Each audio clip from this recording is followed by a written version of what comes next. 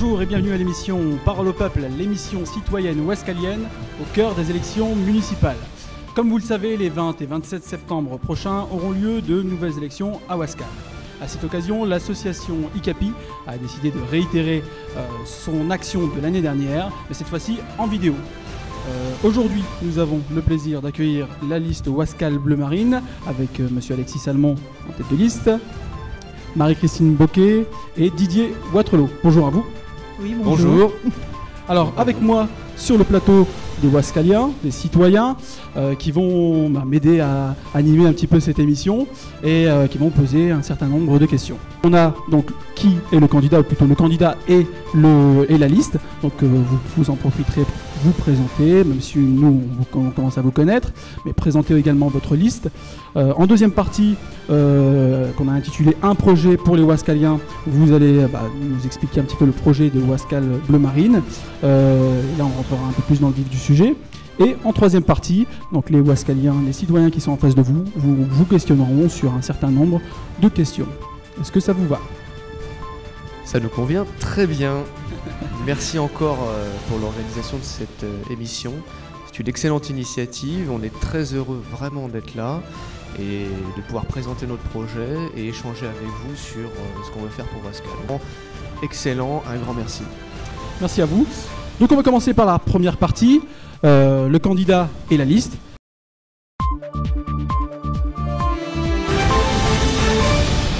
Monsieur Salmon, présentez-vous un petit peu, présentez votre parcours politique, votre engagement pour la ville, puis en plus vous étiez aussi également conseiller municipal ces 15 derniers mois, et présentez donc la liste. On vous écoute. Alors cette liste, elle porte le même nom que celle de l'année dernière. On a voulu être dans la continuité, mais aussi apporter de nouveaux visages, de nouvelles idées. C'était très important. Effectivement, moi j'ai été déjà candidat l'année dernière et j'ai eu la possibilité d'être élu. Nous aurions aimé avoir un peu plus qu'un seul élu au conseil municipal, mais bon. La démocratie fait que...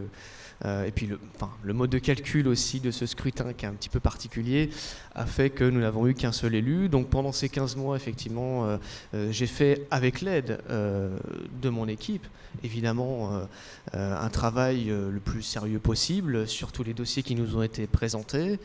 Et ça n'a pas été simple, c'est le moins qu'on puisse dire. Il y a eu après, il y a eu cet événement effectivement au deuxième tour l'année dernière qui a entraîné l'annulation de ces élections et donc le fait que les Ouascaliens soient à nouveau rappelés aux urnes dans quelques jours. Donc cette liste, elle a été reprise en grande partie avec les gens qui étaient déjà l'année dernière, mais nous avons quand même renouvelé une partie de la liste. Parce que nous avons eu de nouveaux contacts pendant ces 15 mois, des gens qui sont venus vers nous, qui ont vu le travail qu'on effectuait et qui nous ont apporté leur soutien et qui ont émis le souhait de nous soutenir activement dans cette nouvelle campagne. Donc effectivement, il y a de nouveaux noms, de nouveaux visages, de nouvelles personnalités qui sont venues s'ajouter et on en est très très heureux. On a vraiment une liste qui est très représentative de Ouascal, de la ville, de ses habitants en général, avec des professions différentes, des âges différents, des personnalités différentes. Et donc c'est ce qui fait toute la richesse de cette liste qui est, je pense, bien meilleure que celle de l'année dernière. D'accord, donc vous avez présenté un petit peu la liste. Vous, monsieur Salmon, qui êtes conseiller municipal maintenant, qui était conseiller municipal pendant 15 mois, qu'est-ce que vous avez... expliquez-nous un petit peu comment vous avez vécu cette expérience des 15 premiers mois, des 15 derniers mois. Au départ, je savais que ça allait être difficile parce que on m'avait parlé, plusieurs personnes m'avaient parlé de Madame Ducret et des gens qui sont autour d'elle, donc je savais que ça allait être difficile. D'autant plus difficile que j'étais conseiller municipal d'opposition et seul élu de ma famille politique. Donc j'avais conscience du travail qui allait devoir être fait. J'étais aussi novice, je n'avais jamais été élu auparavant, donc ça a ajouté en plus la difficulté de devoir éplucher tous les dossiers, devoir comprendre le fonctionnement au jour le jour d'un conseil municipal, de ses habitudes, voilà, des choses qu'il faut faire ou qu'il ne faut pas faire. Et puis des conseils municipaux en eux-mêmes, avec leurs règles, leur façon de se dérouler, qui est bien particulière. Donc j'ai dû me familiariser avec cet univers-là. Il a fallu que je m'adapte. J'ai fait ce que j'ai pu pour ça. J'ai été beaucoup soutenu, heureusement aussi, par tous les gens sur la liste qui étaient autour de moi et qui m'ont beaucoup aidé pour ça.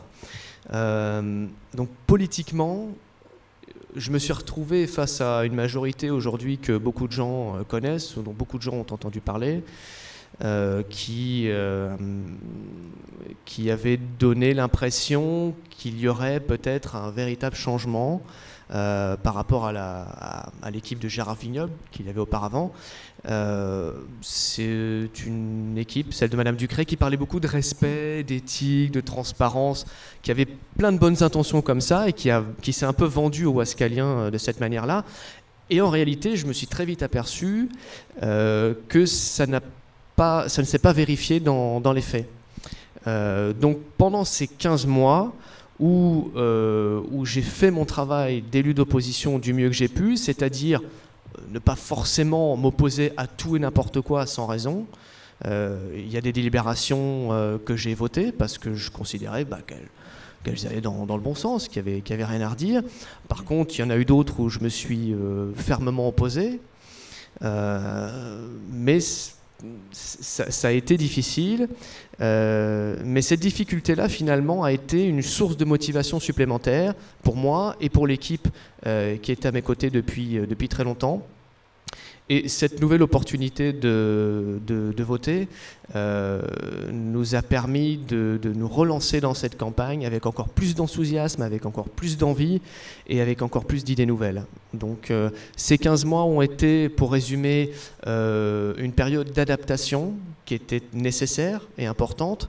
Je crois qu'aujourd'hui, cette période d'adaptation, elle est faite, elle est terminée et on est prêt à vraiment passer à l'action. D'accord, bon, on va passer directement à la deuxième partie, qui est donc la présentation du projet.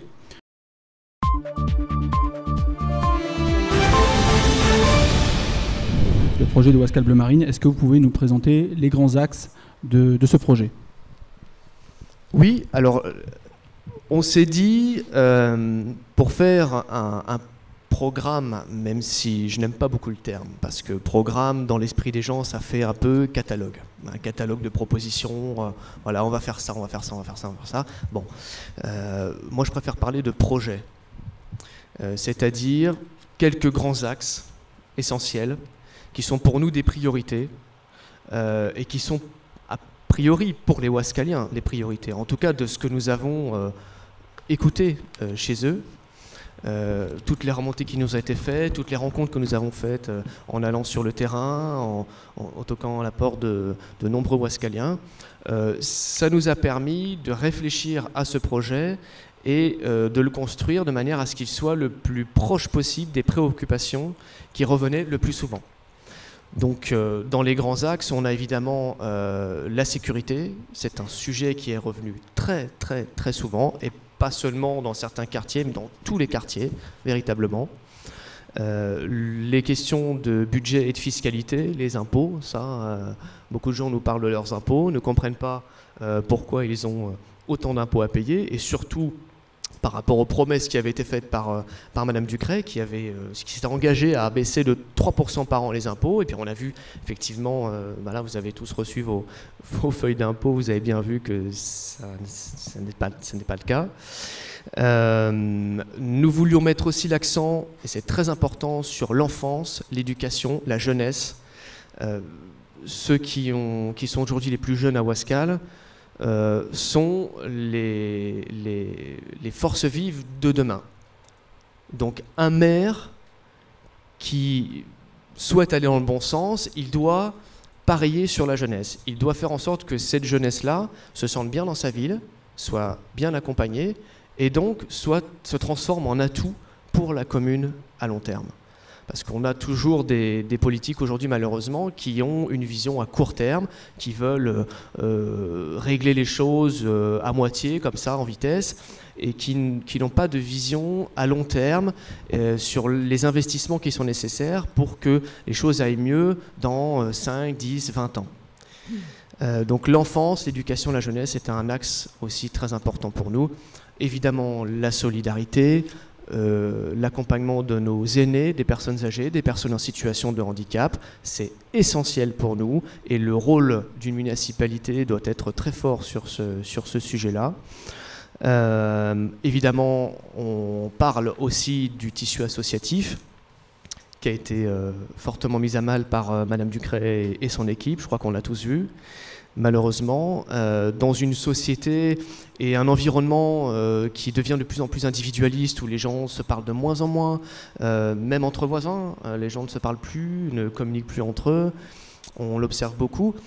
Je crois que les associations qui proposent des activités, qu'elles soient sportives, culturelles ou autres, dans une commune, elles ont un rôle absolument déterminant à jouer pour justement recréer du lien entre les gens. Donc ce tissu associatif, il doit être défendu, mais défendu avec équité et justice. C'est-à-dire que 3 associations ne peuvent pas avoir toutes les subventions au détriment de plusieurs dizaines d'autres qui se retrouvent avec rien du tout. Voilà, ça c'est notre conception aussi des choses. On a voulu aussi parler de l'environnement, du cadre de vie en général. C'est un sujet aussi qui me tient beaucoup à cœur. Et puis évidemment du dynamisme économique. Il y a tellement de quartiers qui à une époque avaient beaucoup de commerce, beaucoup de vie économique et qui sont aujourd'hui presque des quartiers fantômes. Il n'y a plus d'activité, il n'y a plus de festivités, il n'y a plus de commerce, il n'y a plus rien. Donc là encore, on parle de vision à moyen et long terme, parce que faire revenir des commerces, redynamiser des quartiers entiers, c'est un pari aussi sur le long terme. Donc voilà, on est sur un projet qui, à mon sens, se voulait local, raisonnable, mais aussi innovant. Et vous le verrez dans le détail, on développera toutes nos propositions avec des idées assez nouvelles, je pense. Je ne sais pas si Marie-Christine veut ajouter quelque chose ou Didier. Moi, je pense que Alexis nous a présenté vraiment d'une façon tout à fait claire le programme. Et je ne vois pas vraiment quoi ajouter, si ce n'est que tous les pôles qui ont été abordés, on y mettra vraiment beaucoup de travail et d'équité, parce que c'est le mot à chaque fois qu'on voudrait placer au cœur de chaque dispositif. Et pour la vie associative et culturelle aussi, un point qui nous a semblé important, c'était relancer tout ce qui est festif également. Il y a une attente de la population et aussi parce qu'on a des propositions à faire dans ce sens pour rendre la ville plus joyeuse, plus gaie. Voilà. Et puis les gens recherchent aujourd'hui, un peu comme contre-pied à ce qui se vit au quotidien au niveau national et mondial, ils recherchent localement justement l'esprit de fête, l'esprit de convivialité, d'échange, de partage. Bien. Bien, merci. Vous avez un petit peu... Alors, je ne sais pas si M. Waterloo intervient aussi. Oui, bien moi je suis surtout axé sur la sécurité en tant qu'ancien pompier volontaire à Ouascal et ancien sous-officier d'actif de l'armée. Donc je souhaite, en accord avec M. Salmon, installer une police municipale qui soit présente jour et nuit, avec un numéro d'appel que les gens peuvent contacter immédiatement et une réponse immédiate. Pas le 17 de la police nationale qui tombe à Lille et où on attend un disque qui tourne pendant 20 minutes avant d'avoir une réponse. D'accord. Bon, je pense qu'on a vu en l'ensemble les différents points de votre projet. On va passer directement à la 3e partie de l'émission, donc qui est les questions du peuple.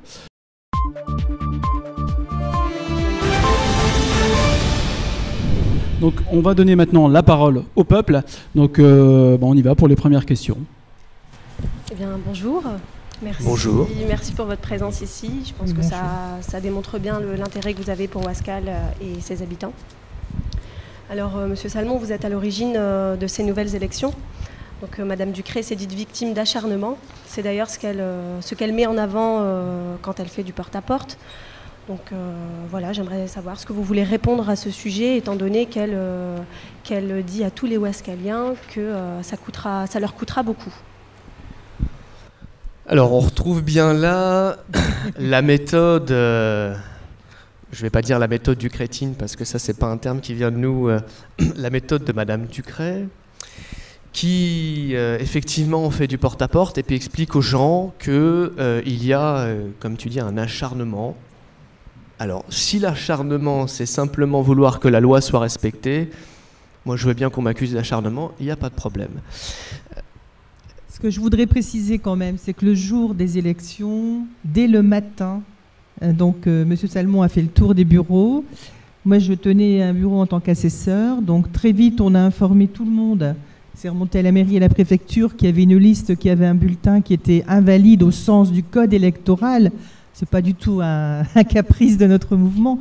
Et ça n'a pas été entendu et ça n'a pas été respecté. Donc il a fallu donc les compter, les bulletins, alors qu'ils étaient invalides.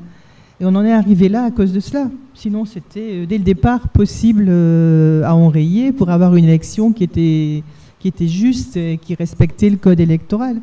Donc on a mis tous des mentions sur le PV à la fin de la journée avec les articles adaptés au cas, qui est le numéro 3 dans le code électoral. Donc on voit vraiment pas en quoi il y a un acharnement, en quoi il y a des irrégularités de notre part. Non, c'est pas du tout ça la problématique. Non, non. Et puis j'ai su aussi qu'elle avait été jusqu'à dire que si les événements de l'été ont été annulés, c'était à cause de ce recours à l'annulation des élections, ce qui est totalement faux. Il y a plusieurs villes en France où les élections ont été annulées, parfois même pour le même motif d'ailleurs, et les festivités, les événements ont été absolument maintenus. Donc c'est encore une fois du mensonge. Et troisième mensonge, ça va coûter cher aux Ouaskaliens, c'est faux. Les élections représentent un coût pour les candidats, effectivement. Donc les candidats dépensent de l'argent qu'ils trouvent personnellement. Hein, voilà. Et ensuite, ces dépenses-là sont effectivement remboursées par l'État, mais dans une certaine limite. Donc ça ne coûte pas directement aux Ouaskaliens. Donc ça, c'est aussi donc c'est un mensonge, vraiment. Donc mensonge trois et mensonges. honté, oui. Voilà, que du mensonge. Bon, bah ça, je crois qu'elle a l'habitude de ça. Et ce que je trouve dommage, c'est que elle va dire ça à des gens qui sont des citoyens lambda, qui ne sont pas forcément très au fait de tous ces éléments et qui vont peut-être la croire. Et elle raconte des histoires aux gens pour se mettre en position de victime. Écoutez, si elle a envie d'être une victime, c'est son choix, c'est pas le mien. Suite à tous ces mensonges, vous, en tant que citoyen ouaskalien et non pas en tant que candidat, que pensez-vous de son bilan ? Alors, c'est un bilan très court, déjà, puisqu'il a duré que 15 mois. Le bilan, il est très contestable à tout point de vue, sur le plan politique de ce qu'elle a fait, ou plutôt pas fait pour la plupart des cas, puisqu'elle avait fait beaucoup de promesses l'année dernière qui ne se sont pas réalisées. Je crois que d'ailleurs un blog sur Internet avait partagé un document qui reprenait son programme de l'année dernière avec toutes les promesses et à chaque fois qui démontrait que ça n'avait en fait pas été réalisé. Donc il y a beaucoup de choses qui ont été justement partagées sur les différents blogs de la ville de Ouaskal, on en reparlera. Mais ça c'était très intéressant parce que ça reprenait vraiment point par point toutes les promesses qui n'ont pas été réalisées. Bon. Donc sur le fond, moi j'ai exprimé mon désaccord très souvent avec beaucoup de choses. Ne serait-ce que sa première décision, la première chose qu'elle a faite quand elle a pris les rênes au premier conseil municipal, ça a été de voter des indemnités des élus et de prendre le maximum pour elle, pour ses adjoints et ses conseillers de la majorité. Déjà, c'est très contestable. Ensuite, bon, c'est sorti, on l'a tous su, qu'elle avait fait refaire son bureau en mairie. Bon, je crois qu'il y a quand même d'autres priorités. Vous savez ce qui s'est passé à l'école Montessori avec la fermeture de la classe intermédiaire de transition, la crèche au centre-ville qui a fermé, la suppression de Ouascal-Plage, bon, enfin semi-suppression, enfin bon, ça a été un peu le bazar. Vous savez tout ce qui s'est passé avec la ferme de Haut, avec l'association Ferme de Haut, qui était une véritable vendetta politique. Et pendant 15 mois, on a eu en fait 2 camps qui n'ont pas eu de cesse de se battre l'un contre l'autre en permanence. Et finalement, les conséquences, c'est qu'ils ne pensent pas aux Ouaskaliens. Quand ils pensent qu'à se battre entre eux, ils ne pensent pas aux Ouaskaliens. Et puis sur la forme aussi, on a été très souvent en désaccord, parce qu'elle a fait preuve très souvent de mépris envers les gens. C'est le mot que j'allais dire à l'instant. Voilà, le mépris. Déjà dans le placement qu'elle a mis en place au conseil municipal, qui a été très choquant pour tout le monde. Montré, hein. Les élus tournent le dos. On a rencontré M. Debels hier qui nous a fait... il est remonté par rapport à ça. Il nous l'a mise en scène. Oui, voilà. Donc déjà, vous voyez d'entrée de jeu qu'elle a voulu imposer sa marque. En tant que citoyen aussi, c'est la question que vous posiez. Hein. C'est qu'on on voit nos voisins, nos amis voisins, nos relations, bon, et ce mépris que M. Salmon précise par rapport à la façon dont est mené le conseil municipal, la disposition des élus, bon. Les gens en général, et le porte-à-porte l'a confirmé, ressentent ce mépris aussi. Ils ne se sentent pas considérés du tout, ni écoutés, que ce soit sur des projets qui sont des projets d'urbanisme, par exemple. On a l'exemple de la rue Viseur, par exemple. Mais c'est vrai que les personnes disent, voilà, nous, ce qu'on a vu, c'est ce qu'ils ont retenu aussi, ce sont toujours des choses qui ne nous apportent pas vraiment une meilleure qualité de vie.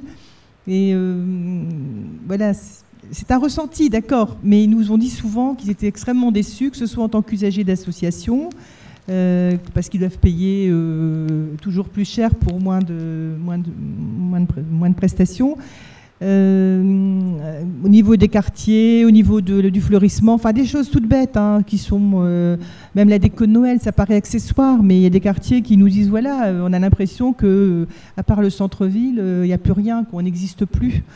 Et voilà, ce mépris un petit peu des habitants, voilà, globalement. Et au niveau fiscal, les gens qui ont reçu leur feuille d'impôt, ils vont vous confirmer que ça n'a pas changé dans le bon sens non plus. C'est beaucoup de promesses qui n'ont pas été suivies des faits. D'accord, donc vous avez parlé de la hausse des indemnités d'élus. Donc j'aimerais savoir si vous êtes élu, quelles indemnités comptez-vous vous accorder? L'année dernière déjà, je m'étais engagé, si j'étais élu maire, à ne pas prendre plus de 1 600 € par mois pour ma fonction. Pourquoi 1600? Pourquoi ce chiffre-là? J'estimais que c'était une indemnité suffisante pour la responsabilité d'un maire d'une commune comme celle-là. J'estimais que c'était raisonnable. Voilà. Je ne vois pas pourquoi un maire d'une commune comme Ouascal devrait toucher plus que ça. Ça me paraît pas vraiment justifié. Donc je m'étais engagé à ça déjà l'année dernière.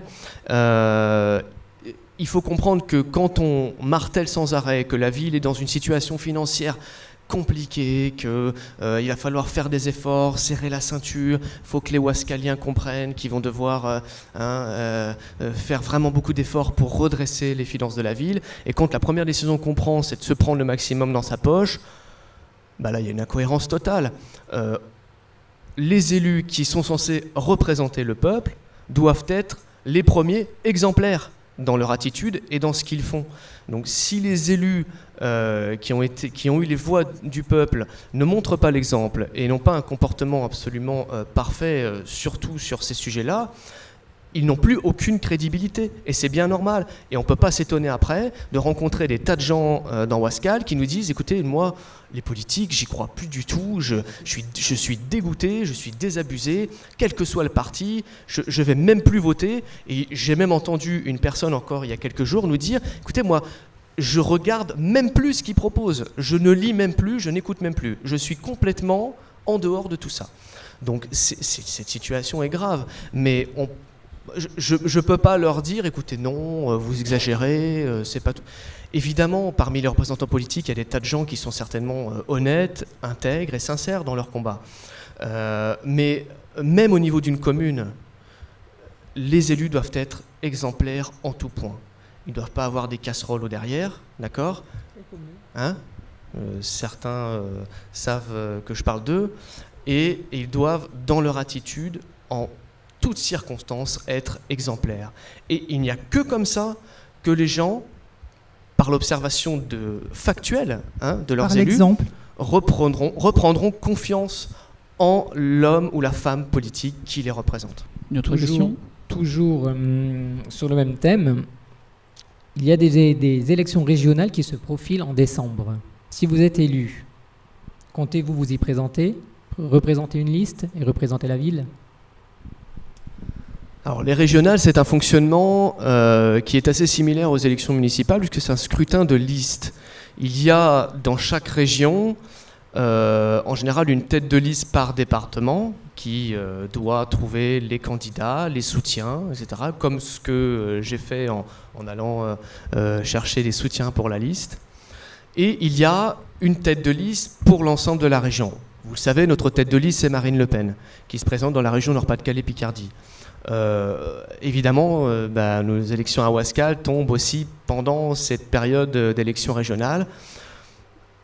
Pour l'instant, pour moi, c'est pas vraiment le sujet. Enfin, nous, on se concentre vraiment sur Ouascal, sur ce qui se passe ici, sur ce que les gens nous disent, sur ce dont ils ont besoin.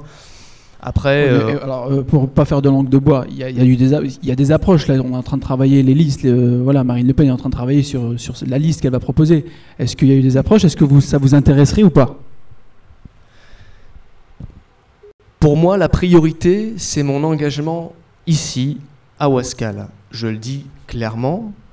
Mais si demain, le mouvement que je représente considère que je pourrais apporter quelque chose au niveau régional, sous quelque forme que ce soit, pas forcément en tant qu'élu, ça peut être pour assister un élu ou pour travailler au conseil régional sur certains sujets, sur certains dossiers, j'accepterai, parce que j'ai certaines compétences, des connaissances, peut-être certaines qualités qui seront appréciées. Dans ce cas-là, j'accepterai. Mais ma priorité numéro 1, mon engagement que j'ai ici depuis 2013, c'est pour Ouascal et pour les Ouascaliens. Et voilà, c'est ma priorité numéro 1. Donc il est possible que vous soyez maire à la fin du mois et d'ici quelques mois, élu également au niveau régional. C'est possible. Dites pas non. Il y a très peu de chances que ça se déroule comme ça. Une autre question ? Oui, alors pour parler de votre parti, justement, donc Bleu Marine, vous avez cette année donc refait une nouvelle plaquette. Vous parliez tout à l'heure d'un endettement personnel. Donc j'aimerais savoir si vous êtes passé par le PAC national pour faire votre plaquette. Eh bien, cette année, nous avons tout ce que nous avons fait, affiches, tracts, et ce document, en fait, il va être distribué la semaine qui vient dans toutes les boîtes aux lettres ouascaliennes. Un troisième document sera distribué dans l'entre-deux-tours. Une nouvelle affiche va apparaître à partir de la semaine qui vient. Tout est fait maison. Local. Alors, donc, vous avez le projet de créer une police municipale. Donc, j'aimerais savoir si vous avez budgétisé ce projet, combien ça coûtera. L'année dernière, déjà, j'avais budgétisé de manière assez précise ce projet. C'est un projet qui a été étudié. On sait combien il va falloir d'agents présents, puisqu'il faut, si on veut une présence de jour et de nuit, il faut un certain nombre d'agents qui se relaient avec des horaires partagés, organisés, etc. Donc ça demande un investissement assez important. Mais il y a des véhicules qui sont disponibles aujourd'hui pour la municipalité et qui pourraient peut-être être utilisés pour ça.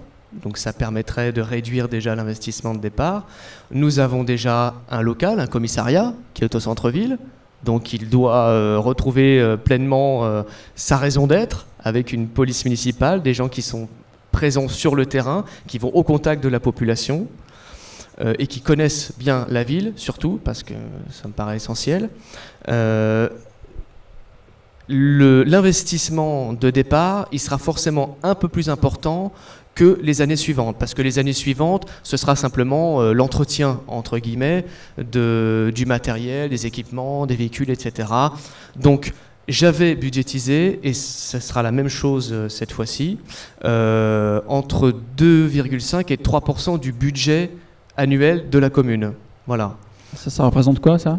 Alors, le budget annuel de la commune, c'est environ 37-38 millions d'euros. Donc vous faites entre 2 et 3% de ce montant-là. On annoncera des chiffres par la suite, parce que là, aujourd'hui, c'est des grandes lignes, des projets. Après, sur un budget, il y a aussi des choix politiques. Donc après, c'est aussi la répartition d'un budget. Même si on n'a pas plus d'argent qu'aujourd'hui, c'est des choix politiques qui feront que le budget sera utilisé différemment. Donc voilà, le montant sera... Oui, il faut savoir aussi qu'il y aura précisé. Une économie qui sera faite du fait qu'il y aura moins de dégradation. D'accord, oui. Enfin, moi, je ne m'y connais pas trop en police municipale. Du coup, ces policiers municipaux interviendraient dans quel cadre, enfin, pour quelle infraction? Une police municipale est là essentiellement pour faire de la prévention, pour être une présence visible, physique, sur le terrain, humaine, pour connaître les différents problèmes qui se posent dans les quartiers de la ville, et donc faire un travail de terrain en contact des gens qui habitent les quartiers pour essayer de résoudre ces soucis de manière pacifique, même si la police municipale peut, si elle estime que c'est nécessaire, être un peu plus dans la répression. Bon, ça fait partie des prérogatives. Certains diront, oui, alors la police municipale, elle est là que pour mettre des PV pour ceux qui sont mal garés, etc. C'est pas notre conception d'un projet de police municipale. Toutes les communes, quasiment aux alentours de Ouascal, disposent d'une police municipale qui est présente régulièrement sur le terrain, qui veille à la tranquillité des rues, des quartiers, qui permet d'éviter la recrudescence des cambriolages ou des agressions sur les personnes, ou des comportements, des incivilités, voilà, des choses qu'on voit régulièrement malheureusement. Donc cette présence, elle doit être dissuasive. Elle doit être aussi active quand c'est nécessaire, et elle a la possibilité aussi d'intervenir très rapidement. Et c'est là aussi l'intérêt d'une police municipale, c'est que quelqu'un qui a besoin d'aide, besoin de soutien, la personne appelle, la police municipale peut intervenir dans les minutes qui suivent. Donc c'est ça aussi tout l'intérêt, c'est pas d'attendre une heure que la police nationale qui est à Roubaix, à Lille ou je sais pas où débarque alors que tout est fini. Bon. Voilà. On a eu, petite anecdote, on a eu à ce sujet-là l'année dernière, dans le Haut-Vinage, des Roms étaient venus, à un moment donné, s'étaient installés dans le Haut-Vinage. Je ne sais pas si vous vous en souvenez. Oui. C'était avant l'élection de Stéphanie Ducret, hein. C'était encore Gérard Vignoble, et puis il était venu un peu catastrophé, comme s'il découvrait le problème, alors que ça faisait un moment que c'était là. Et bien... la police tardait à venir. Et vous savez ce qui s'est passé, c'est que c'est la police municipale de Marc-en-Barœul qui a dû venir. Alors, vous vous rendez compte pour le maire d'une commune de devoir demander à la commune d'à côté, au maire d'à côté, est-ce que tu pourrais m'envoyer s'il te plaît ta police parce que là on a un problème? Non, c'est pas très crédible, c'est pas très raisonnable. L'État se désengage massivement. La police nationale n'est pas clairement présente sur Ouascal parce que Ouascal c'est pas une priorité pour la police nationale. C'est pas comme des zones comme à Roubaix ou à Tourcoing qui sont dans zone de sécurité prioritaire. Donc, à partir de ce constat-là, j'estime que le maire doit faire tout ce qui est possible pour assurer un minimum la sécurité et la tranquillité des habitants de sa commune. Pour vous, est-ce que à Ouascal, il règne un climat d'insécurité? D'après tous les témoignages qu'on a eus, en faisant beaucoup de porte-à-porte, évidemment, ça dépend des quartiers. Je ne vais pas vous raconter de bêtises. Il y a des quartiers où les gens se sentent bien, se sentent en sécurité, tranquilles, il n'y a pas de problème. Il y a d'autres endroits dans la ville où c'est un peu moins le cas. Par exemple Pardon ? Quel endroit ? Quel endroit Ah où... oui, vous avez des retours de quel quartier ? Quel quartier on se sent moins tranquille ? Oui. Il y en a plusieurs. Hein. Alors, il y en a plusieurs. Alors, il y a certains endroits... C'est sympathique d'avoir, voilà. C'est toujours plaisant de savoir le retour qu'on a. Je peux vous le dire, on a rencontré les gens, donc voilà, on sait. Alors, du côté du Caprone, à certains endroits du Caprone, il y a beaucoup de gens qui se sentent délaissés. C'est peut-être aussi dû, je sais pas, peut-être à la proximité avec les autres communes de ce côté-là.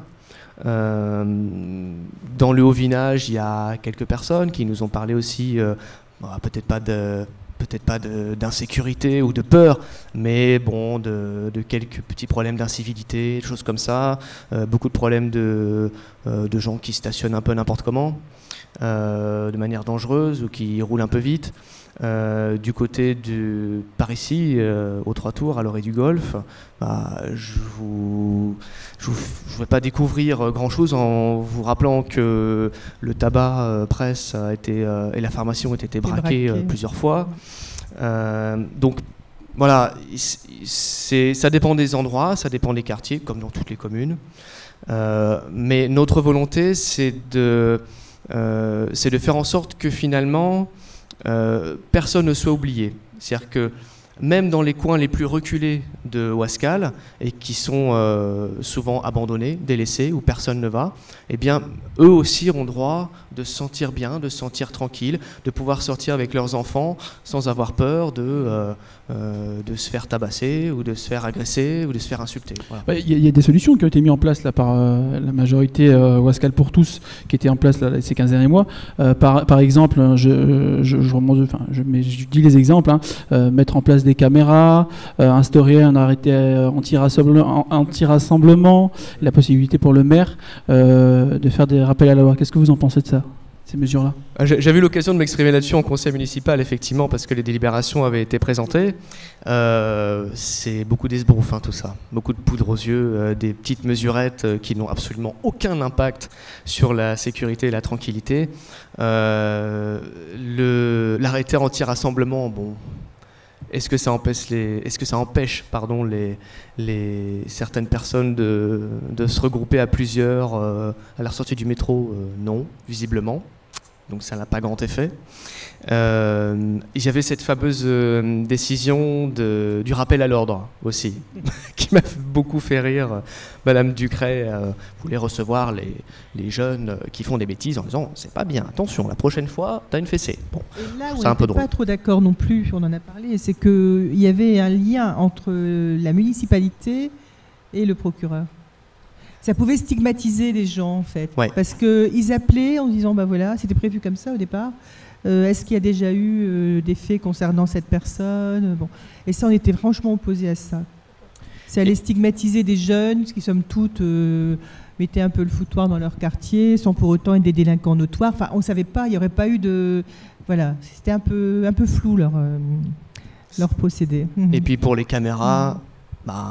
elles n'ont même pas encore été mises. Donc, et ça, les caméras, Didier peut en parler, parce que l'idée que... Voilà. Oui, moi je veux surtout que s'il y a des caméras d'installer, qu'il y ait un central avec des écrans et quelqu'un derrière. Voilà, donc vous êtes pour l'installation de caméras, mais avec... Attendez, laissez-moi parler s'il vous plaît. Surtout qui déclenche les secours dès qu'il y a un appel, dès qu'il voit quelque chose. Et non pas repasser le film le lendemain ou le surlendemain en disant « Ah on voit pas, les gars étaient habillés en noir avec une cagoule, on les reconnaît pas ». Et il y a un fait divers récent, de toute façon, où c'est les caméras qui ont permis de sauver la personne. C'est tout à fait récent. Alors c'est aussi valable pour l'appel des secours des pompiers, de la police ou du SAMU. Oui, il y avait une très très bonne idée de Didier à ce sujet qui avait proposé... Alors, en plus des caméras, d'installer des bandes de secours, c'est-à-dire aux entrées du métro, aux entrées du métro et aux emplacements des distributeurs de billets de banque. Pour quelle raison ? Parce que quelqu'un qui se fait agresser, qui est choqué, je vous mets au défi de faire le numéro de téléphone. Même le 17. Même le 17, vous n'arriverez pas à le faire sur votre téléphone. Oui, mais en même temps, Ouascal, c'est pas Chicago non plus. Parce que Non, mais ça va le devenir. Attendez. Si on laisse faire, ça va le devenir. Non, mais en plus, c'est un coût tout ça. Enfin, vous parlez de différentes mais ça a un coût, mais qui sera dispositifs. amorti par les dégradations. Non, mais les dégradations, les on voitures n'est pas dans qui les. seront brûlées. Non, mais on n'est pas non plus à une voiture par jour, quoi. Pour moi, ça. Vous voulez savoir combien j'en ai fait de voitures brûlées, moi? Non, bah, et ça fait 10 ans que j'ai arrêté les pompiers. J'espère que vous en avez fait au moins dans votre carrière. Enfin, après, voilà. Mais moi, ce que je veux savoir, c'est que vous mettez, vous donnez des exemples, un certain nombre de mesures que vous voulez mettre en place, sortie métro, etc., etc.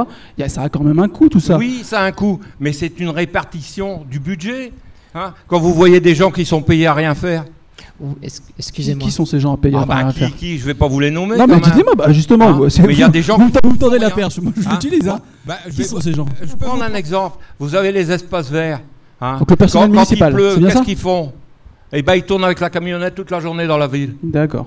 Mais et vous croyez que c'est pas économique, les gens qui ont des voitures de fonction, qui rentrent chez eux avec le soir et qui font leurs courses avec? Le sujet n'est pas le sujet n'est pas celui-ci. On les voit à Carrefour. Le sujet est de savoir est-ce que justement cette dépense que vous allez faire dans ce programme, la dépense sera répartie, elle sera économisée sur autre chose.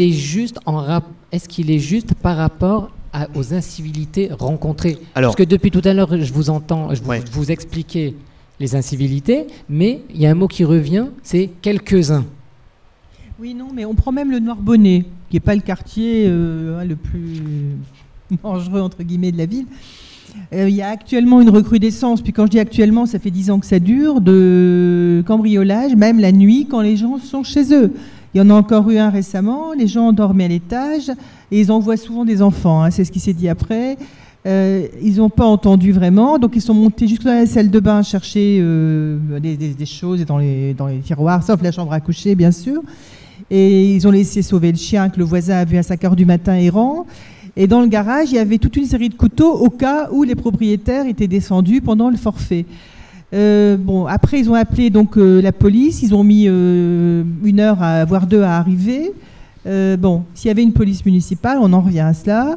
Il serait déjà arrivé beaucoup plus vite. Beaucoup plus réactif. Voilà. Et s'il y avait ne serait-ce qu'une caméra bien positionnée à l'entrée de ce lotissement, on verrait les allées et venues et on pourrait plus vite retrouver les gens qui ont commis le forfait. Après, c'est plus dissuasif que répressif au final. Et comme dit M. Waterloo, c'est un gain de temps, un gain d'énergie, un gain d'argent. Il faut le voir en investissement et pas en dépense. C'est un retour d'investissement qu'on va avoir. Ce n'est pas une dépense dans le vent. C'est un investissement. On n'a jamais dit que Ouascal était Chicago, bien sûr. On ne va pas faire dans la caricature. Si on le laisse faire, ça va le devenir. Mais voilà, si on continue à ne rien faire du tout pour la sécurité, comme c'est le cas depuis plusieurs années à Ouascal, c'est le laxisme, c'est le laisser-faire. Qu'est-ce que vous croyez? Beaucoup de gens nous ont parlé du métro aussi. Alors, évidemment, il faut vivre avec son temps. Le métro, c'est une bonne chose parce que ça permet une fluidification, ça permet de circuler plus facilement dans la métropole. Mais beaucoup de gens nous ont dit que ça avait aussi apporté sur notre problème. Moi, je vous parle avec beaucoup de franchise et je dis les choses comme elles sont. Quand vous voyez des bandes de jeunes là, qui se rassemblent au métro Hôtel de Ville ou à d'autres stations de métro, qui fument des pètes à longueur de journée, qui insultent tout le monde en passant, vous croyez que c'est sympa ça, d'avoir ça dans un centre-ville? Et c'est très anxiogène pour les gens, jeunes et moins jeunes, pour les personnes âgées de aussi. Descendre cet escalator. C'est très anxiogène. En 2014, suppression jusqu'à ce matin, je disais 70 postes. Maintenant, je vais dire 89 postes municipaux. Est-ce que cela va continuer? Pensez-vous, justement, avec vos nouveaux projets, qu'il y aura suffisamment de monde encore en mairie de Ouascal pour pouvoir les mettre en place, sans devoir réembaucher des gens qui ont été débauchés dernièrement? Et quelle sera votre politique concernant le personnel municipal? Une commune a besoin d'employés pour fonctionner. C'est normal. Pour parler de manière raisonnable, il faut aussi observer ce qui se passe dans les autres communes de même strate. C'est très important comme notion, c'est-à-dire à peu près du même nombre d'habitants, parce qu'on ne peut pas comparer ce qui n'est pas comparable. On s'aperçoit qu'à Ouascal, on a un nombre d'employés municipaux qui est quand même au-dessus de la moyenne des villes de même strate. Alors, il y a une petite subtilité. C'est que dans une municipalité, vous avez ce qu'on appelle des postes ouverts. C'est-à-dire des postes qui sont ouverts dans le budget, qui sont prévus au budget, mais qui ne sont pas forcément occupés réellement Voilà, on s'y est par penché, des employés. Donc, peu de gens le savent, ça. Donc, ce qui est possible de faire, c'est un réajustement. C'est quand même pas compliqué de savoir précisément ce dont la commune a besoin en termes de personnel. Dans quel service, voilà, dans le service espace vert, il y a besoin de tant de gens. Dans le service état civil, il y a besoin de tant de gens. Dans le service sécurité, il y a besoin de tant de gens, etc.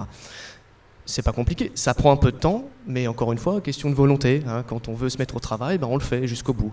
Donc, il est simple de savoir exactement quels sont les besoins en termes de personnel, et après, il faut ajuster. Il y a peut-être aussi des gens en mairie qui pourraient être amenés à évoluer sur un poste différent. Je suis sûr qu'il y a des tas de gens qui en ont envie d'ailleurs, qui en ont envie. qui sont bloqués dans leur poste. Oui, j'ai eu des retours. Il y a des gens qui travaillent en mairie qui m'en ont parlé, qui m'ont dit « Bah, vous savez, moi, aujourd'hui, je fais ça. Demain, si on me proposait peut-être de faire ça, autre chose, bah, je dirais pas non, même s'il fallait faire un peu de formation, etc. Ça m'irait. Et il peut y avoir une émergence de compétences, justement. Absolument. Qui aujourd'hui sont complètement noyées dans la masse, et puis, parce que ce n'est pas la préoccupation jusqu'à présent des gens qui ont dirigé la ville. Ils étaient bloqués par manque de compétences ou ils étaient bloqués par leur hiérarchie? Non, une émergence de compétences, c'est-à-dire des gens aujourd'hui qui sont à un poste et qui ont carrément d'autres capacités pour être utiles à la commune, bien sûr. Ouais, c'est évident. Et petite précision, la majorité de Madame Ducret avait fait voter en conseil municipal le non-remplacement de tous les départs en retraite. Moi, j'étais intervenu ce jour-là en conseil municipal pour dire à Madame Ducret, écoutez, c'est un petit peu brutal quand même ce que vous faites là. Peut-être que commencer par le non-remplacement d'un départ sur deux, dans un premier temps, ce serait bien, parce qu'on est dans une période de transition. Certes, la ville est dans une situation financière difficile, mais on ne peut pas prendre ce genre de décision comme ça brutalement, sans en plus avoir fait tout un travail en amont pour savoir les besoins précis de la commune. Selon l'utilité des postes. Oui. Parce que bon, il y a des postes qui sont plus nécessaires que d'autres. Les départs en retraite, c'est beau, mais bon, quand c'est nécessaire de remplacer, il faut remplacer. Justement, concernant ces temps d'activité périscolaire, que pensez-vous de la qualité de ces activités qui sont actuellement faites à Ouascal? Comptez-vous améliorer justement de ce côté-là, et comptez-vous maintenir la gratuité? J'ai moi-même une fille de presque 5 ans donc, qui est scolarisée à l'école Pierre Malfait. Elle participe aux TAP qui sont proposés à l'école maternelle. Évidemment, ce ne sont pas les mêmes qu'à l'école primaire. C'est adapté en fonction de l'âge des enfants, naturellement. Donc, pour l'instant, j'ai eu des retours là-dessus qui ont été un peu mitigés. Il y a des parents qui me disent que globalement, ils sont plutôt satisfaits. D'autres qui me disent qu'ils considèrent que les projets sont insuffisants, qu'ils ne sont pas assez recherchés, que l'encadrement n'est peut-être, qu'ils ne trouvent pas l'encadrement peut-être assez qualifié. Bon voilà, c'est des retours que j'ai qui sont un peu divers et variés. Les TAP, ça a été une décision qui a été prise au niveau national. Il faut l'appliquer, il n'y a pas le choix. Après, la décision qui peut être celle d'une municipalité, effectivement, c'est celle de la rendre payante ou de la laisser gratuite. Ça représente un coût pour la commune, c'est certain. Personnellement, je ne suis pas vraiment favorable à des TAP payants. Je les maintiendrai gratuites dans la mesure du possible. Les familles, en fait, on sent qu'il y a une réticence des familles, voire une inquiétude des familles de devoir payer les TAP. En porte-à-porte, c'est ce qu'on a ressenti beaucoup, oui. Ce qu'on vous a dit. Donc vous n'avez pas le projet d'intervenir sur le contenu de ces TAP? Ah bah si. On peut, moi, on a réfléchi à une idée qui concernerait plutôt les écoles primaires, qui serait de mettre en place et peut-être se servir de ces TAP pour mettre en place des formations au premier secours, qui seraient obligatoires en CM1 et en CM2. Ça, dans plein de pays, ça se fait aujourd'hui. Dans toutes les écoles, il y a des formations aux premiers secours qui sont dispensées avec des rappels réguliers, comme ça, tous les ans ou tous les 2 ans.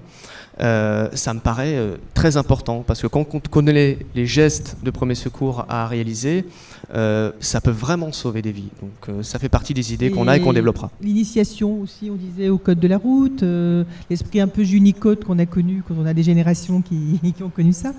Et c'est vrai que bon, c'est à la fois éducatif et à la fois ludique. Faire des petits parcours Junicode, des choses comme ça. Donc il y a plein de choses à faire. Moi, je pensais plus à des activités justement avec des objectifs éducatifs, donc en partenariat avec l'école, pour permettre une continuité éducative, en tout cas avoir un projet en lien avec le projet de l'école. Oui, mais on peut être créatif, on peut aussi être créatif dans les idées et sur des choses qui n'ont pas un coût, disons, démesuré non plus. Alors on va changer de thème un petit peu. Alors j'avais une question. Aujourd'hui, il n'y a pas une journée où l'on ne parle pas de l'immigration massive en Europe. Sur Ouascal, une famille de Roms avait été accueillie par la municipalité de M. Vignoble et celle-ci a été expulsée à la fin de la trêve hivernale. Oui, oui. Qu'en pensez-vous et qu'auriez-vous fait à la place de la municipalité en place ? Je vais vous répondre très franchement. Je suis fidèle à ma pensée, à mes opinions. J'aurais fait la même chose. D'accord. Alors, je sais... Putain, Nora, vas-y. Ouais. Oui, pour continuer dans votre franc-parler, j'aimerais que vous me parlez franchement. J'ai pu voir une vidéo de vous, où justement Ashraf vous a interrogé. Donc cette vidéo Ashraf qui est membre aussi de l'association ECAPI, qui était d'ailleurs ici même sur le plateau de l'émission posé candidat. Aujourd'hui, il n'a pas pu être là. Donc cette vidéo n'a pas été publiée, mais bon, je vais parler quand même d'un passage qui m'a personnellement touchée, notamment le moment où vous confirmez que pour vous, être français, c'est manger du porc, boire du vin et écouter du Charles Trenet. Alors voilà, à partir de là, moi je pense que cette définition, elle est aberrante. Et voilà, j'aimerais que vous vous expliquiez ce sujet parce que c'est choquant. Alors, il ne faut pas le prendre comme quelque chose de choquant, Nora. C'est pas tout à fait comme ça que ça a été dit. Ashraf m'avait demandé, est-ce que pour vous, ça fait partie d'être français que de manger du porc, boire du vin, écouter Charles Trenet? Alors, c'est un peu dans la caricature, bon. Mais je lui ai répondu, oui, naturellement, ça fait partie de la culture française, de son histoire. C'est un fait, personne ne peut nier ça aujourd'hui. Donc pour moi c'est naturel. Il n'y avait pas de provocation de ma part dans ce propos-là. Non, je ne dis pas qu'il y avait une provocation, mais je trouve ça aberrant. Pourquoi ? Parce que moi je ne mange pas de porc, je ne bois pas de vin, mais je suis française. Bien sûr, ça n'empêche pas. Mais je ne dis pas que ces 3 éléments sont uniquement ce qui fait un Français. Je dis que ça fait partie, comme d'autres choses, de l'histoire française. Non, mais on va pas faire sur le même thème. Sur les réseaux sociaux, alors Ashraf aussi vous a interpellé aussi sur ce mot-là. C'est moi qui en ai parlé aussi. Vous partagez des choses. Et il y a un terme que je ne connaissais pas avant que vous l'ayez publié, un mot que je ne connaissais pas, c'est le mot remigration. Est-ce que vous pouvez m'expliquer ce qu'est la remigration ? Écoutez, je le ferai si vous souhaitez qu'on en rediscute, mais là on est sur un projet pour Ouascal. Je pense que ça n'a vraiment aucun rapport avec les Ouascaliens. Tout à l'heure, on parlait de personnes, pour ma part, de valeurs. Je vote pour un candidat. On vote aussi pour un candidat. Mais bien sûr. Alors, pour vous expliquer brièvement, sur ma page Facebook, je partage des informations. Exactement. Ça ne veut pas dire que j'adhère toujours à ce que je partage. J'aime partager des informations pour créer le débat, pour créer aussi parfois un peu la polémique, parce que j'aime bien ça aussi. Donc, pour ou contre la remigration ? Là, si on fait un sujet là-dessus, il faut repartir pour 4 heures d'émission. On a forcément une opinion. Quand on partage, on a forcément une opinion, monsieur Salmon. C'est logique. C'est un sujet qui est un sujet parmi d'autres. Qui m'a interpellé à un moment donné. Bon, ça fait des mois que je n'ai plus fait attention à ça, voilà. Mais à un moment donné, c'était sorti, j'avais vu ça, ça m'avait interpellé. Et donc j'avais été voir, par curiosité, ce que c'était. Je ne dirais pas que j'adhère à ce concept-là, mais en tout cas, c'est un un concept qui sort, c'est vrai, du cadre finalement de ce qu'on voit même au sein du Front National. Donc pour moi, c'est quelque chose de curieux et j'avais partagé ça pour voir si ça allait faire réagir. Plusieurs partages, hein, pas Voilà. qu'un, plusieurs partages. Oui, il y en a eu quelques-uns. Bon, oui. en tout cas, on invite les Ouaskaliens à aller voir, puisque on ne sait toujours Bien pas ce que sûr. ça veut dire la remigration. Allez voir sur Internet, tapez remigration sur Google et puis informez-vous. Mais justement, moi je reviens justement sur les blogs. La floraison des blogs sur Ouaskal. Qu'est-ce que vous en pensez? Ça, c'est la première des questions. Mais je reviens juste une petite aparté sur le débat là au préalable. Moi, contrairement, j'ai vu un post que vous avez également partagé. Donc, je ne comprends pas qu'on puisse partager quelque chose auquel on n'adhère pas, d'une part. Et là, vous nous dites, oui, c'est pour créer un débat. Oui. Mais en l'occurrence, ce que j'ai partagé, c'est l'amalgame des citoyens français de confession musulmane avec tout ce qui a trait au terrorisme, au vol, au meurtre. Moi, j'ai partagé ça. Oui. Quand? C'était quoi? C'était pendant les vacances. Je l'ai vu sur ma page Facebook. C'est une personne qui vous a envoyé ça sur votre blog, sur votre Facebook, que par la suite vous avez partagé. Non, non. Moi, je ne pense pas avoir partagé quelque chose qui fasse le mélange entre les citoyens français musulmans et le terrorisme et tout ça. Je pense que je me suis exprimé là-dessus plusieurs fois. Donc, en allant justement dans le sens vérifier contraire. votre Qu'est-ce que vous en pensez justement? Exprimez-vous justement là-dessus. C'est très simple. Il y a un certain nombre de Français de confession musulmane. Pourquoi aujourd'hui on ferait l'amalgame, puisque c'est un mot à la mode, avec ceux qui terrorisent, ceux qui tuent, ceux qui massacrent? Moi, je ne fais pas ce lien-là, ce rapport. Je ne l'ai jamais fait. Donc, je pense que je sais pas, il y a dû avoir un malentendu, mais par à mon contre, avis, moi, sur ce que j'ai partagé. Ça m'a étonné. Que... Ça m'a étonné. Ça m'étonne aussi parce que c'est tout à fait l'inverse. C'est quand justement on ne veut pas qu'il y ait d'amalgame. Par rapport à nos amis justement, notamment maghrébins, qui justement sont tout à fait. Nous avons beaucoup d'électeurs qui sont harkis ou pieds noirs. Voilà, voilà, sans. Alors, on va revenir sur la première partie. Mais pas Rome. Bah non, par définition, puisqu'ils ne sont pas français. Pas personnellement, non. On va revenir sur la première partie de la question. Qu'est-ce que vous pensez des blogs politiques anonymes là qui fleurissent sur Internet? C'est vrai que Ouaskal Libre, les Raoul, etc. Les Raoul, ça fait un petit moment que ce blog existe. C'est un blog qui, au tout début, avait parfois des analyses intéressantes sur certains sujets, sur ce qui se passait politiquement à Ouaskal. Et puis petit à petit... l'époque de Vignoble, ça. Pardon? De l'époque de Vignoble? Oui, ça remonte à la première campagne. Voilà. D'accord. Et puis petit à petit, ça s'est transformé en un blog de ragots, de racontards, de diffamation, de on-dit, de trucs comme ça. Donc j'ai très vite laissé tomber. Au début, je mettais même parfois des commentaires sur ce blog. Et puis quand j'ai vu leur méthode, moi j'ai eu des problèmes avec eux sur ma campagne l'année dernière. Je pense que vous vous en souvenez, avec une accusation grotesque. Voilà, que je vous invite à... Et c'est donc pour ça que vous avez créé le Ouaskal Libre? Je n'ai pas du tout créé le Ouaskal. Alors cette rumeur-là... Alors expliquez-nous. C'était la rumeur de la ville. Ouais. J'avoue que ça m'a beaucoup amusé parce que déjà, moi je suis engagé à Ouaskal politiquement depuis 2 ans. Je me suis jamais caché. Je me suis toujours exprimé publiquement, à visage découvert. J'ai jamais ressenti le besoin de me cacher derrière un blog ou quoi que ce soit. Bon, il y a eu cette rumeur, elle est partie du fait que ma compagne a participé, mais alors de manière anecdotique, à ce blog, en écrivant peut-être 2-3 articles, voilà. Elle n'y est plus? Non, aujourd'hui elle n'y est plus. D'accord. Et donc la rumeur est partie de là. Ah, c'est la compagne de Monsieur Salmon. Alors donc c'est peut-être Monsieur Salmon qui est derrière ça. Ben oui, c'est vrai, ils sont un peu complaisants avec le FN, c'est bizarre. Ah ouais, c'est vraiment moche. Bon, alors moi j'ai évidemment démenti tout de suite. Je n'ai rien à voir avec ce blog. Je ne suis pas l'auteur, je ne travaille même pas avec eux, je n'ai pas de contact avec eux.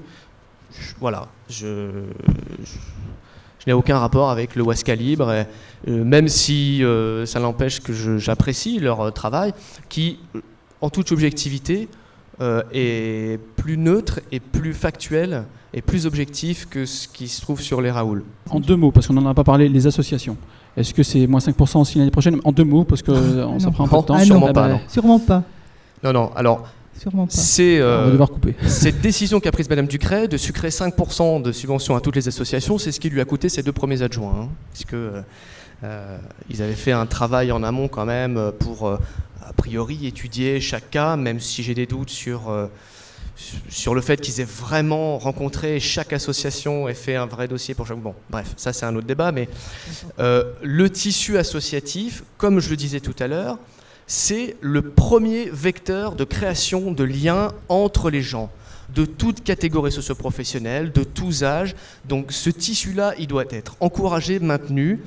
C'est pas là qu'il faut faire des économies. C'est un outil de cohésion sociale qu'il faut absolument privilégier, encourager, défendre et encourager. Mais sans pour autant faire d'ingérence, évidemment. Vouloir placer ses copains à la tête de telle ou telle association, ça c'est juste scandaleux. Moi j'étais choqué de voir ces attitudes se produire.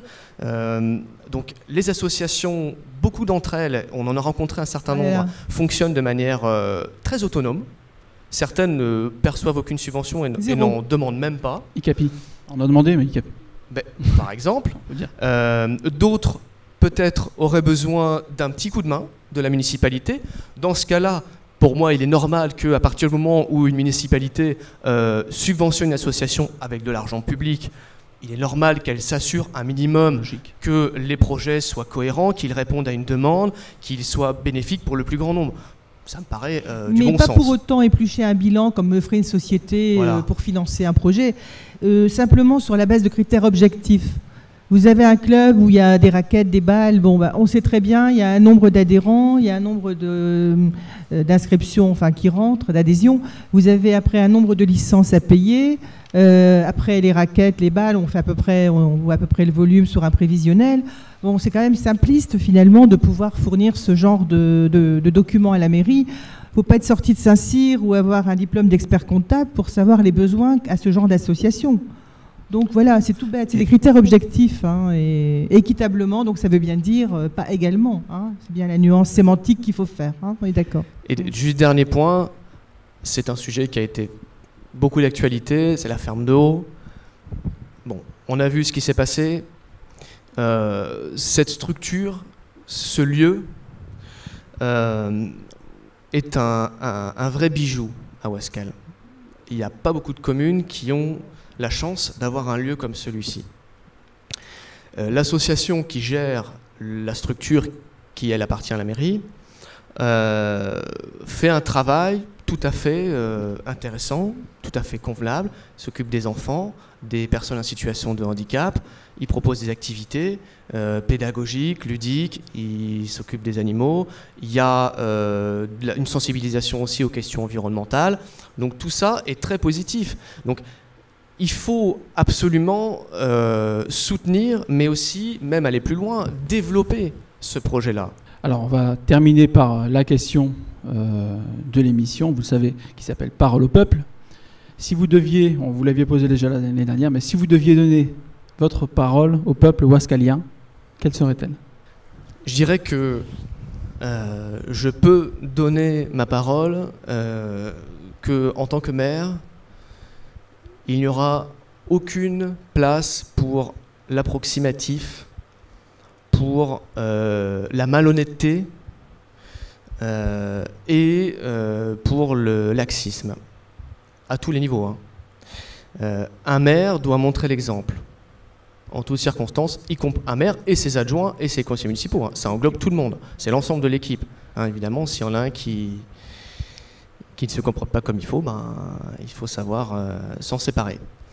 Donc, je peux donner ma parole, c'est celle-là, c'est celle d'être un maire intègre, honnête, qui veut rassembler, qui veut proposer des projets qui tiennent la route, qui sont raisonnables, innovants. Il y a des tas d'idées dont on n'a pas encore parlé, mais vous verrez, on les développera sur notre site.